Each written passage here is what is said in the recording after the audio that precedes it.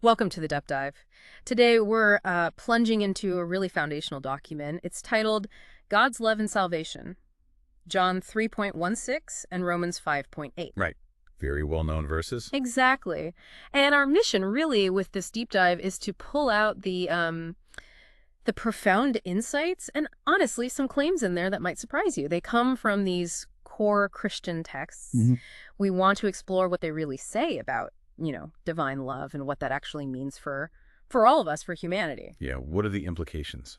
So as we get started, I want you, our listener, to think about this. How deep does this material say God's love goes? I mean, really deep. And how might that challenge how you see things? Yeah, how could it maybe reshape your perspective on your own life right now? Precisely. It's quite a journey this text seems to map out. It presents this idea of love that, well, it kind of turns our usual assumptions about being worthy or connected upside down. It really does. Often counterintuitive. Absolutely. So let's start by unpacking John 3.16. I mean, it's quoted so often, right? Sometimes it feels like it loses its punch. Familiarity can do that. Yeah. But this document we're looking at, it asks us to take a fresh look, starting right at the beginning. For God so loved the world. What does the source material add to that? How does it clarify that opening? Well, what jumps out immediately is how this text really emphasizes that God's love isn't, some vague, fuzzy feeling out there. All right. Not just a general concept. No, it's shown as deeply personal, extending to every single person. And crucially, it points out that this love comes purely from God's own nature. It's not a response to how good we are or what we do. So completely independent of our performance. Exactly. And the document brings in the Greek word agape here. Yeah. It explains it as this sacrificial, unconditional kind of love, a deliberate, costly giving, whether it's deserved or not. Okay. So agape is key. It's not transactional love at all, more like an inherent quality. That's the idea presented. That perspective definitely reframes the next bit of John 3.16 that he gave his only son. The text really hammers home that God didn't just give something or even, a lot. It says he gave his best. It portrays this as the ultimate expression of love, not just a token gesture or an afterthought. How does the document illustrate just how big that gift was? Yeah, this is where the source material uses a really powerful story to drive home that idea of ultimate sacrifice. It calls it the bridge operator story. Okay. So picture this guy. He operates a huge drawbridge. He's responsible for trains going over and boats going under. One day, his young son, maybe 8 years old, is there with him in the control room. Right. Suddenly, way ahead of schedule, an express train appears, packed with hundreds of people speeding towards the bridge. Oh, no. And the huge problem is the bridge is up. It's open for river traffic. Yeah. If he doesn't lower it right now, that train full of people will crash into the river. Total disaster. Urgency. Massive agency. But as he lunges for the lever to lower the bridge, he sees something absolutely horrifying. His little boy has somehow wandered down onto the tracks right near the massive gears that operate the bridge. Oh. Pulling that lever will save the train, but it will instantly crush his own child. That's an unthinkable choice. Just agonizing. Exactly. Impossible dilemma. Right. His son, who he loves more than anything, or hundreds of strangers on a train. The story says, with tears streaming down his face, agony in his heart, he pulls the lever. Oh. The bridge lowers. The train rushes across safely. And not one person on that train had any idea what just happened. They didn't know the terrible cost of their safe passage. They were completely unaware. Completely. This father saved them, but he sacrificed his only son to do it. And the document draws this really direct, hard-hitting parallel. Okay, I see where it's going. It says the father's sacrifice is like God's sacrifice of Jesus to save humanity. And then it makes the point that just like those passengers, people often go through their lives totally unaware of the immense cost, as the text puts it, of their salvation. So it wasn't casual, it cost everything, and the document connects that right back to the listener. Yes, very directly. It concludes from that story. God saw you, he chose to save you, it cost him everything, and crucially, that's how much you're worth to him. Wow. That's a powerful way to frame personal value, a complete redefinition almost. It really is. Okay, so let's shift then to the next phrase in John 3.16, that whoever believes in him. The text we're looking at has some specific insights on that word, whoever. It does. The material interprets whoever as meaning absolutely no exclusions. It's not just for, the righteous people or the perfect ones. Anyone. Anyone. And it's also really careful to explain that belief here isn't just like agreeing intellectually that something is true. More than just head knowledge. Yeah, much more. It's described as this active engagement. It involves trust, surrender, and relationship. It suggests, aligning your whole life with this reality. That idea of active engagement, trust, surrender. That really does sound like a different way of thinking about belief. And then we get to the end. Shall not perish, but have eternal life. How does this document help us understand eternal life maybe differently than we usually do? This is another spot where the material offers a perhaps surprising insight for some.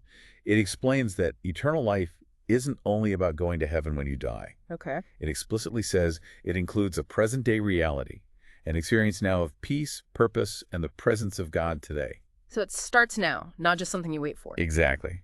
It suggests a transformed way of living right now, in the present. That idea of eternal life beginning now, yeah, that is a profound shift. It makes me think about the second verse we're looking at, Romans 5:8. But God demonstrates his own love for us in this. While we were still sinners, Christ died for us. Now, the text we're exploring actually calls the statement radical. Why? What's so radical about God showing love when we were, at our worst? Well, the radical part, according to this document, is in the demonstration. God doesn't just say he loves us. He shows it. He shows it through decisive action. The text argues that, real love has to involve action, right? It can't just be words. Yeah. And God's love, it says, took its ultimate action at the cross. That difference between saying and showing, that's critical. And then it gets even more, radical with the timing. While we were still sinners. Yes. This, the document claims, is what makes the whole message so revolutionary. It really emphasizes that God didn't wait for us to clean up our lives. He didn't wait for us to get it all together first. Right. Jesus, the text argues, died for the ungodly, for you and me, right when we were at our worst. And to really bring this kind of counterintuitive idea home, the material includes a very personal story. Okay. It describes a time when the person sharing the story was just completely convinced God couldn't possibly love them. They felt buried under, mistakes, broken relationships, just immense shame. We've all felt something like that, I imagine. Probably. They understood the idea of God, maybe, but felt totally cut off, irredeemable. And the turning point described is one night, just alone in the dark, actually whispering out loud, God, you probably hate me by now. Wow, that's raw. Totally raw. But in that silence, instead of feeling judgment or condemnation, which is what they expected, there was this unexpected sense of peace and presence. It felt, as the account puts it, like God himself whispered, I've seen everything, and I still choose you. I've seen everything, and I still choose you. That's incredibly powerful. The document really captures the vulnerability there. How does it suggest someone listening can take that specific assurance to heart, in their own struggles today? Well, the account goes on to say how that verse, Romans 5:8, while we were still sinners, Christ died for us, just became intensely real. It sort of broke them, but as they say, in the best way. Okay. Exactly. It showed them that Jesus didn't die after they got good. He died for them in that broken moment, right then and there. Yeah. The cross, this text really stresses, wasn't just for good people, Right, not for people who have it all figured out. No. It was for the imperfect, the struggling, the ones who feel like they've messed up too badly. And out of that whole experience came this fresh understanding of grace. Grace. Yeah.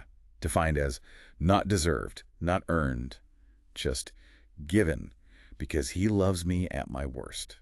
That really does change everything, doesn't it? How you see God's love, how you see yourself. So when it says Christ died for us, the source material frames it not just as history, but as what was the phrase? A personal rescue mission. That's it, a personal rescue mission. And it drives home that Jesus died in your place, which is meant to show you, the listener, how valuable your life is to God. Exactly. And all of this, it's not just theology. It leads straight into these core implications, these invitations that the document lays out very clearly for you, the listener, right now. It's asking for a response. Okay, so what are these implications? The first one, presented in the material, is huge. You are loved. Simple, but profound. Right. And it says point blank, you don't have to earn it. And it's not just saying that passively. The text actually encourages you to start performing, stop striving, stop hiding. All the things we do to try and feel worthy. Yeah, stop trying to earn approval and instead just receive it. Receive this unconditional love. It sounds like it's presented as this empowering foundation, letting you live from a place of security, not constant seeking. Exactly.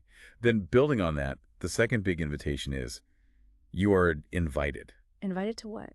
Well, eternal life, that concept we talked about starting now, is presented here as a pure gift.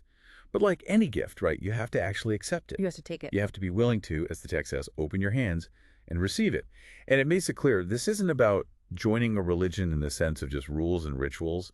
It's fundamentally about stepping into a living relationship with Jesus, a real connection that shapes your life today.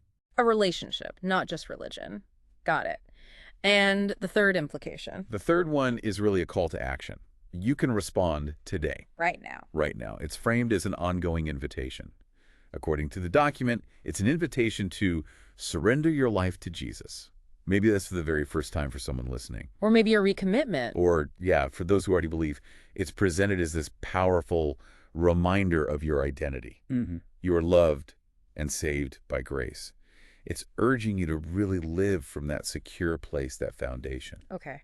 So this deep dive into God's love and salvation, I mean, it really brings out the source material's picture of this incredibly deep sacrificial love and the ripple effects, the implications for our own value, our purpose.